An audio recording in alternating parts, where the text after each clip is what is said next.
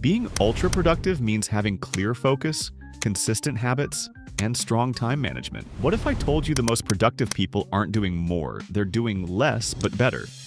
You've probably been told to manage your time better, but here's the truth. Time is fixed. Energy is what fluctuates, and it's what actually controls how much you get done. The most productive people don't obsess over squeezing every minute. They obsess over riding their energy waves. One of the most powerful tools you can use is something called ultradian rhythms. Natural 90 to 120-minute cycles your brain moves through during the day. You have peaks of energy and valleys. During your peaks, your focus is high, your creativity is sharp, and your brain runs fast. During your valleys, you're running on low battery, so instead of scheduling your day around a clock, start scheduling it around your energy. For the next week, track when you feel naturally focused versus drained. You'll start to see patterns. Then build your deep work blocks around those peaks. And here's a simple trick. Instead of forcing a morning routine that doesn't always fit, create a morning sequence. It's a modular set of actions you can rearrange depending on how you feel. For example, move, read, hydrate, journal, shower. Done in any order. It's flexible but still intentional, and it gets your energy flowing without resistance. Most people try to change their habits, but habits that don't match your identity won't last. True productivity starts when you change who you believe you are. Start by creating your productivity avatar. It's a high-performance version of you, built with intention. Give it a name. Define its traits. What does this version of you believe about work? What rituals do they do? What kind of boundaries do they set? Now prime this identity. Use something called identity cues. Clothes,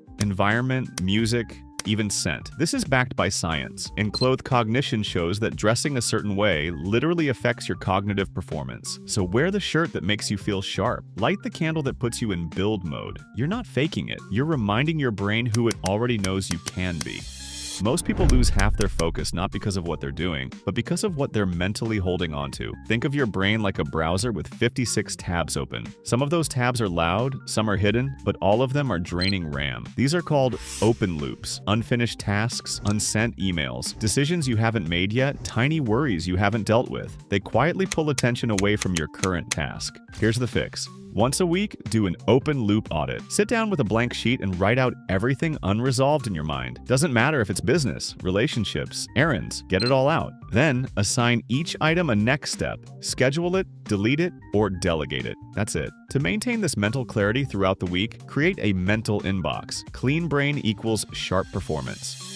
Here's something no one talks about. Forcing yourself to be productive creates resistance. The harder you push, the more your brain pulls away. Why? Because of a thing called psychological reactance. When your freedom feels threatened, even by your own goals, you subconsciously rebel. So instead of forcing yourself to do the thing, give yourself options. Create a few different versions of your working self. CEO you, artist you, chaotic genius you. When you start your day, ask, which one do I want to channel today? This simple act of choosing creates play, identity, and motivation. It stops work from feeling like prison. When you stop forcing productivity, you start inviting flow.